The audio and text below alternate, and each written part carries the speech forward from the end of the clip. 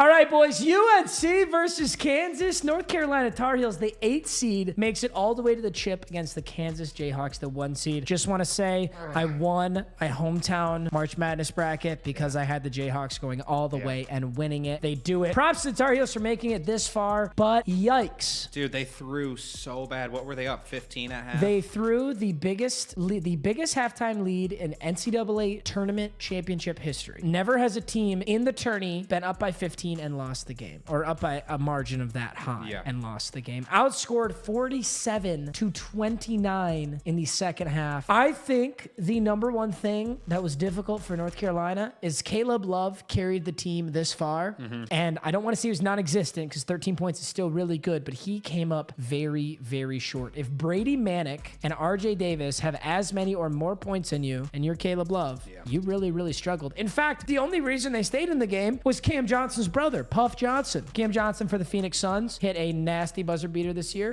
His brother is on the Tar Heels. He came in, played a hell of a game. I think without him, they actually get blown out in the second half. Yeah, dude. I mean, we watched Caleb Love miss probably at least, I would say, a solid 2. Probably, let's say 4 just layups. Just straight off the backboard, Kansas rebounds, probably go down and score. Like, it was tough. I mean, they did so well in the first half, and he still wasn't really there. No, he was not a factor. I really did think, though, when he yoinked up that final 3, I thought he was going to do the same thing he did to Duke, and he was just going to wet it. But, oh, my goodness. Yeah, and then Manick, he hit some threes, but he missed quite a few. So, dude, and it really, on both sides of the ball, though, there wasn't like a standout player that really popped off. Incredibly even scoring. I think McCormick was the best player on the floor in that game. I think I like Abaji. Christian Braun came up big in the second half, was dog water in the first, but McCormick was the only consistent, really good player other than Bacat, Armando Bacat. Yeah. Holy shit. Can we just give it up for this guy? Played his fucking heart out on a sprained ankle, 15 rebounds, 15 points. I love him. Yeah. How many of these players are going to the league? Caleb Love is going to the league. Bacat, I think, is going to the league. Yeah. Brady Manick, does he go to the league? I mean, I don't know.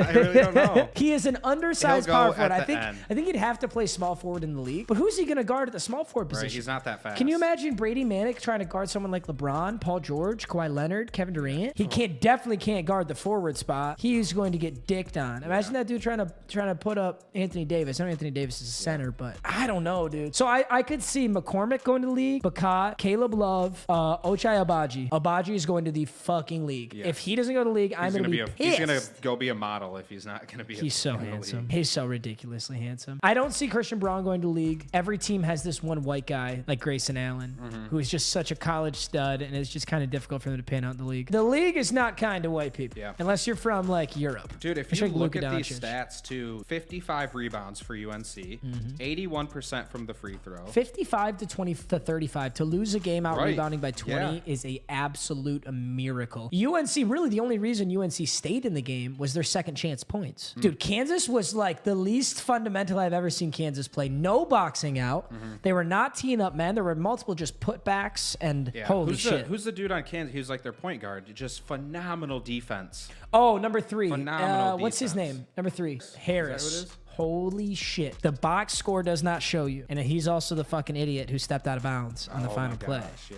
But 2 points, 3 assists. You'd think, damn, he fucking stunk it up. No rebounds. He was clamp central. Yes. Up top. Absolute clamp central against number 4 on UNC. Completely blank on his name, RJ Davis. Holy shit. He was so good. When they put Remy Martin in, RJ Davis started to cook. But, oh my God, I loved it. Nuts. I absolutely love it. I don't understand how you sports bet so much because like going into this, I didn't give a fuck who won. But then me and you were like, put in our who we thought like the score. Yeah. And then I caught myself, I'm like pissed after the game that UNC lost. Like I was like pissed off. So I can't even imagine like putting money on this game. Guys, I had Kansas -4. Bad beat of the century because what clearly was going to happen was Kansas inbounds the ball, UNC fouls, 2 free throws. You hit at least one for the push. And he fucking stepped out of bounds like a high school basketball basketball game. It was a depressing one. So, I mean, the good news is, as far as my gambling addiction goes, is there's no gambling because there's nothing to gamble on. I mean, if I really wanted to be a fucking weirdo, I guess I could bet on like NBA playoff games or maybe the finals. Yeah. But I'm not interested in gambling until football comes back around. So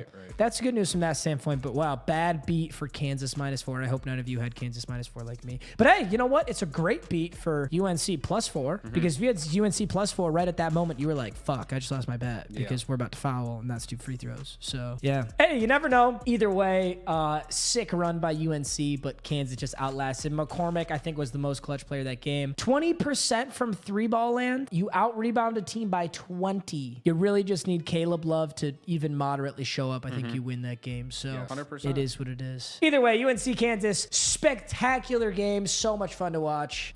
We were in a bar where a UNC fan was and he got kicked out because he was so drunk and loud. So so fun. That was pretty hilarious. Just don't be that guy. Don't be that guy. Dude, literally every layup's from the jump. Yeah. Fucking North Carolina! Dude, he was a usual too. The bartender's like, Kyle. Yeah. Knock it off or you're out of here. Yeah, and then like 10 minutes later, we turn around and he's just gone. Gone. All right, yeah, let's move on. UNC Kansas, no more college basketball, no more college football, no more football. Nothing. We got like how many months until we're back in it? Got like 4, dude. It's gonna be a long 4 months. That's how it always is.